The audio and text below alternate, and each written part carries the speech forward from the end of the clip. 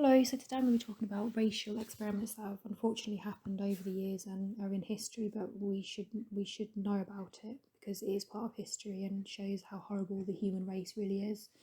I like to think that it is getting better, but we'll talk about it. So since 1619, when the enslaved people were brought to the British colony of Virginia until the 19th of June 1865.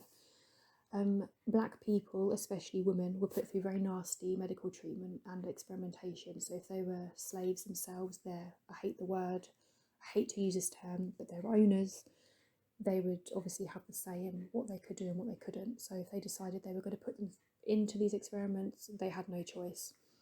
So a name you probably have heard of is James Marion Sims, and unfortunately he was known as the king of gynecology. He experimented on enslaved black women. He would force, the nurses were usually black, and when he decided that he'd maybe had enough of that particular nurse, or for whatever reason she was no longer good for the duty, she would then have to go under the experiments that he decided. They didn't really have a choice. A lot of these experiments, they were used as gynecology, so only women could have done these. A lot of them actually weren't under anaesthetic at the time, which is just horrible. He just used them for that. His statue did get pulled down not too long ago, actually, and ripped of his title as the King of Gynecology, because so many things he did was wrong.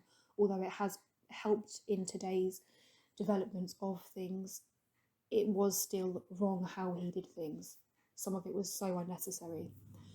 So Native American, African American, and Puerto Rican women were targeted for sterilisation under the 20th century laws. The sterilisation law came in place in Indiana in 1907, although it didn't really start happening until the 1920s. In 1924, Virginia's sterilisation law took place with the landmark case Buck versus Bell. Now, this is actually a white woman. Her name was Carrie Buck. It was a young woman who was raped, and she was pregnant from being raped, and was told by the Justice Oliver Wendell Holmes Jr. that 3 generations of imbeciles are enough. So basically, if they decided, well, the whole families are fools, they didn't want any more of them being born, they would just decide just to sterilise every single woman in that family, because they didn't want any more imbeciles in the world, or any excuse they had, really. That's what they used. So from that case, it's estimated that about 60,000 people were sterilised with no say in the matter, and obviously just women. The states of North Carolina and Virginia sterilised about 8,000 people, and it was compulsory, which targeted the poor, disabled, and anybody who was not white, basically. So of the 8,000, almost 5,000 of those were African Americans, so only 3,000 of those was because they were poor or disabled. So gradually in the 1960s and 70s, states started to stop compulsory sterilisation laws, but it still continued. In the 1970s and 80s, black women and Puerto Rican women and Asian women, they were still being sterilised, either without their knowledge or consent.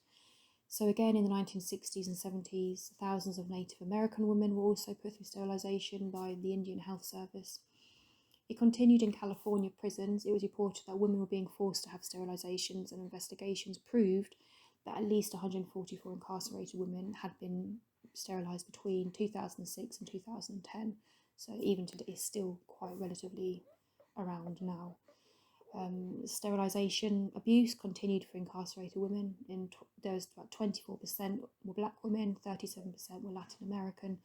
In 2017, a Tennessee judge offered a 30-day reduction to both men and women if they voluntarily allowed them to sterilise them. And it's believed it still happens today, so they then moved it to men as well. But obviously they would have been in poorer communities. So another study that took place was a Tuskegee syphilis study. It started in 1932 and involved hundreds of black people. It started mainly with farmers, the poorer communities, because they were promised free healthcare and bribed with meals and things. So it was really encouraging black families, black men actually, to come in and be treated for syphilis, because they would be promised to be helped and given food and things. But even when they actually found a cure, which was penicillin in 1947, they weren't actually providing that to them. So they were just being injected with nothing, really, like these placebo type things are just nothing. And this study was actually only meant to last for 6 months, but it actually went on for 40 years. So even though they found the cure in 1947, it carried on, and they were not being treated with something as simple as penicillin. They were told they were being treated for what they called as bad blood. They were being given ineffective treatments without their knowledge. The study has made many people not trust the system, not trust healthcare in general, not trust the government in so many ways. And I think some, white people don't understand why, but you can completely understand if they've been mistreated in that way and completely lied to for 40 years when they could have been treated for something with such a simple drug, and they weren't.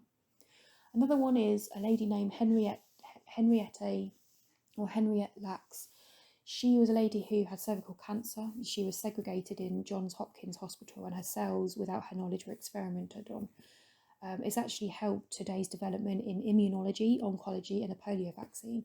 So her cells were taken without her knowledge, and they were reproduced and disseminated for experimental education.